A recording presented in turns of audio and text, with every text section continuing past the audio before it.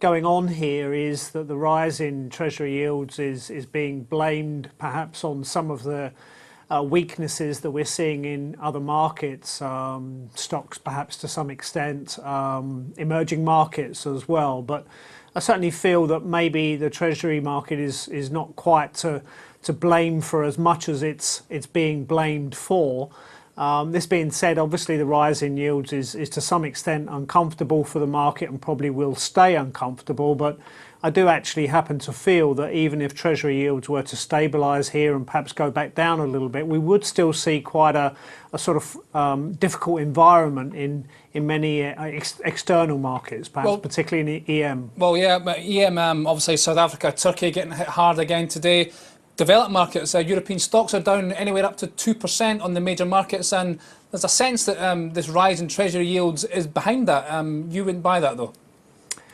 I think the difficulty for a lot of markets, emerging markets perhaps, and stock markets today is that perhaps normally the market, those markets would anticipate Treasury yields would come back down as a sort of safe haven play with investors moving back into Treasuries. The difficulty, of course, in the current environment is that obviously the market is thinking in terms of the Fed tapering its bond purchases perhaps later in the year, and that is maybe stopping Treasury yields from going down in the sort of way that we might anticipate when other financial markets were nervous. And I think that's kind of compounded, if you like, the difficulties in emerging markets and in stocks. But as I said before, I do think that, if you look particularly perhaps at the emerging market strains that we're seeing, there's probably good reasons for a lot of those tensions. You mentioned South Africa or Turkey, and China perhaps as well with its economy slowing. So I think even if Treasury yields were to stabilise, as I said before, some of those markets would still remain under some degree of strain.